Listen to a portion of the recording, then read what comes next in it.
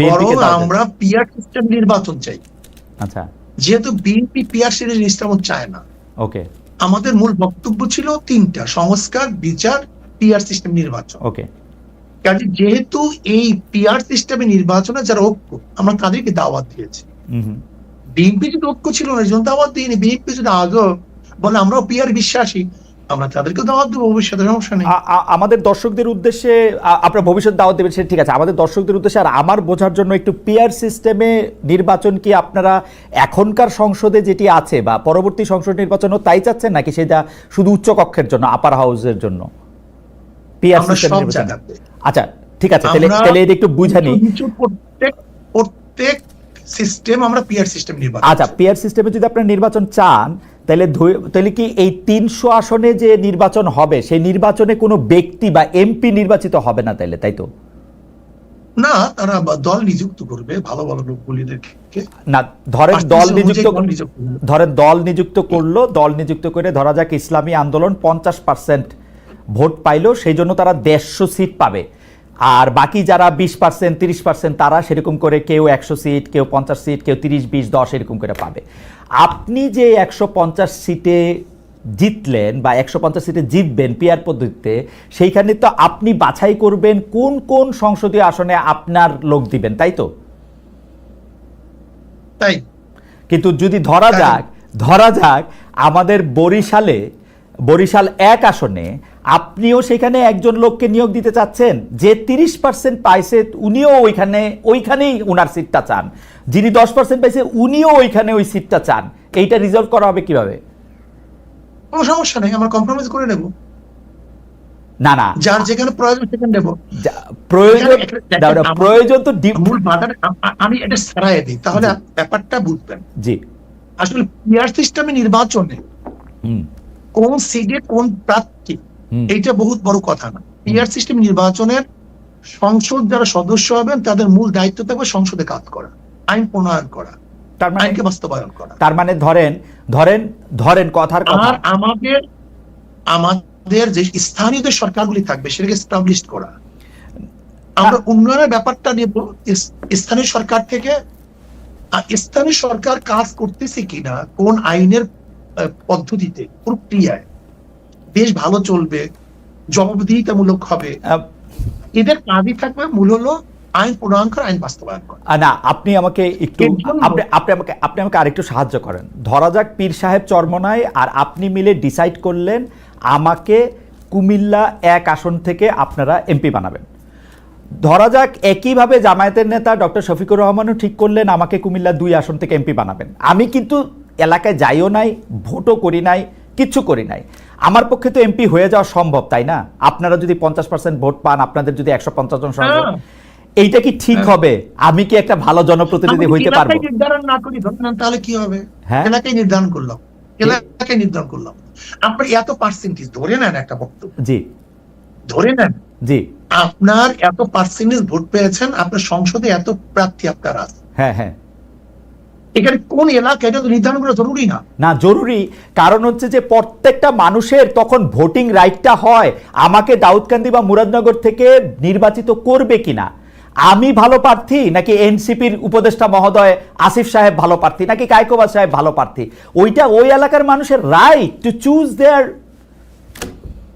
MP. তাহলে আপনি মার্কা নিলেন কেন? মার্কা নিছি তো হচ্ছে আমার আদর্শটাকে কম কথায় বলার জন্য, যাতে ব্যালটে আমার আদর্শটা থাকে, মানুষ জানবে আমি ইসলামী আন্দোলনের লোক, ইসলামী আন্দোলনের আদর্শটা মানুষ জানবে থ্রু আপনার মাধ্যমে। আপনি তো আর সব জায়গায় যাইতে পারবেন না, আমি আপনার বায়াতটা দিয়ে মানুষকে বলবো যে আমি হাত পাখার লোক, হাত পাখা হচ্ছে এটার আদর্শ, এই জন্য আমি মার্কা নিছি। কথা বলবেন একটু বলি। জি, ধরে নেন আপনার আসলে তো মূল মার্কা, যেই ব্যক্তি নির্বাচনে অংশগ্রহণ করছে সে মার্কা নির্বাচন না করে, তাহলে সেই ব্যক্তি কি কোনো নির্বাচিত হতে পারবে? ধরে না কেউ হতে পারবে, অধিকাংশ পারবে না, অনেকে পারে। মূল তো মানুষের ভোট দিতে আসেন আদর্শকে, রাইট, আদর্শকে। যদি আদর্শকে ভোট দেয়, আদর্শ ক্ষমতায় যাবে না, ক্ষমতায় যাবে সংসদে না। আমি একটু বলি, আমি বছর 30 ধরে এই মাঠ পর্যায়ে সাংবাদিকতাটা দেখি তো, অনেক সময় কি হয় সাহেব জানেন, ধরেন আপনার আদর্শ দিয়া আপনি আমাকে হাত পাখা দিলেন, মানুষ আমাকে আগ্রহ করে নিল, কিন্তু আপনি আমাকে না দিয়ে আমার বন্ধুকে দিলেন, মানুষ হাত পাকার আদর্শে থাকলেও তাকে নিতে রাজি না, তাকে কিন্তু ফেল করায় দেয়। এখানে আদর্শ ইম্পর্টেন্ট, ব্যক্তিও ইম্পর্টেন্ট সায়ক। আপনি শুধু আদর্শ দিয়ে পাঠাইলে কাউকে আপনি নির্বাচিত করে আনতে পারবেন না, এখানে দুইটাই গুরুত্বপূর্ণ।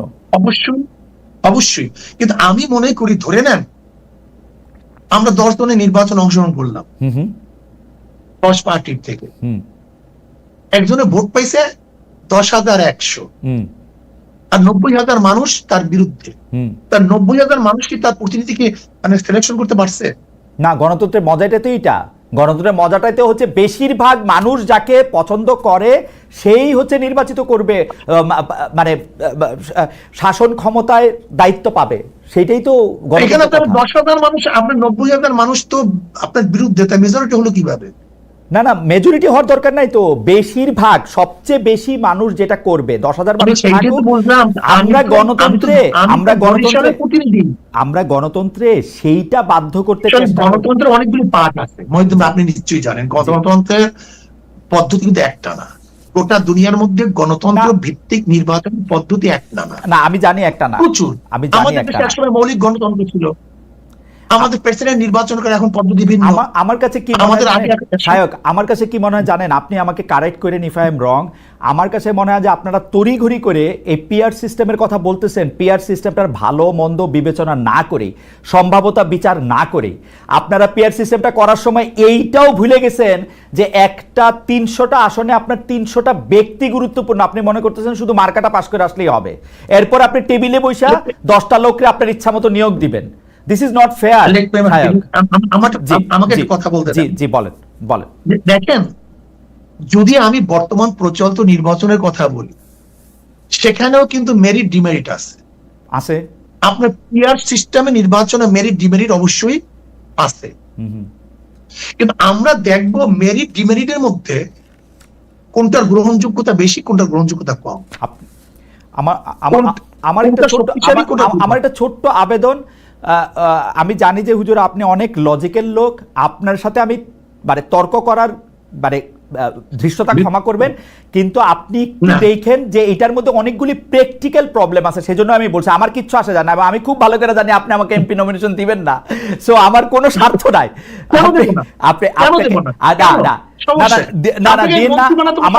আমার চেয়ে অনেক মানে যোগ্য লোক আছে, তাদেরই দিয়েন, কিন্তু আপনি এটা দেখেন পরীক্ষা করে যে এটার মধ্যে আসলেই ঝামেলা আছে, আসলে একটু কথা বলি। পিআর সিস্টেমে নির্বাচনের দাবিটা কিন্তু আমরা এই গত 28 তারিখ করি নাই। পিআর সিস্টেম নির্বাচনের দাবিটা কিন্তু আমরা 2008 থেকে শুরু করেছি। ওকে, আর দেখেন আপনি এবং আমি যেটা তর্ক করতেছি পিআর সিস্টেম নির্বাচনে করা স্বাভাবিক, প্রত্যেকের মত ভিন্ন থাকতেই পারে, এটা আমি কোনো আপসেট না, প্রত্যেকের মত ভিন্ন থাকতে পারে, বরং মত ভিন্ন থাকার মধ্যে তো মজা। কিন্তু আমি একটা কথা মনে করি, 170টা দেশের মধ্যে 91টা দেশে পিআর সিস্টেম নির্বাচন। দেখেন আমাদের দেশে প্রেক্ষাপট, এখানে নমিনেশন বাণিজ্য, এখানে চোর ডাকাত বদমাশরা সে নির্বাচিত হয়, এখানে আমরা নির্বাচনে ইনভেস্ট করি না। হুজুর আমি আপনার সাথে একদম একমত, কিন্তু আপনি একটু পরীক্ষা করে দেখবেন এই 170টা দেশের মধ্যে যে 91টা দেশে পিআর সিস্টেমে ইলেকশন হয়, সে তারা পিআর সিস্টেমে ইলেক্টেড বডিটা পার্লামেন্টারি প্রসেসের কিনা তা হয়তো না। প্রেসিডেন্টের ক্ষেত্রে যেমন আমি জার্মানির কথা বলি, জার্মানির পিআর সিস্টেম কিন্তু পিআর সিস্টেম হলো এটা অসম্ভব জটিল, আমি একদিন আপনার সাথে এটা নিয়ে আলোচনা করবো না, এটা পিআর সিস্টেম আসলে কিরকম। ফ্রান্সের পিআর সিস্টেমটা কিরকম সেইটা আলাদা একটা জটিল, এটা লাগাতার এরকম বললেই হবে না যে এটা পিআর সিস্টেম। হাওয়েভার আমাদের অনেকগুলি প্রসঙ্গ রয়েছে হুজুর, আপনি আমার সাথে আবেদন। খালিদ ভাই, আমি তো এর জন্যই বলেছি যে ডেমোক্রেসির পদ্ধতিটা কিন্তু গোটা দুনিয়ার মধ্যে এক, আমি সেইটাই বলেছি। অ্যাবসলিউটলি। আমার শুধু আবেদন আপনি নিজে, আমার আবেদন আপনার কাছে, কারণ আপনাকে তো সবসময় পাবো না, আপনি নিজে যে পিআর সিস্টেমটার কথা আপনি বলছেন সেটা একটু পরীক্ষা করে দেখেন। আমার আর কোনো আবেদন নাই, এটা জাস্ট আমার একটা আবেদন। পরীক্ষা আমি ভালো মনে করছি দেখে তো বক্তৃতা করেছি। আচ্ছা, পরীক্ষা আপনি অলরেডি করে ফেলছেন? আচ্ছা ঠিক আছে।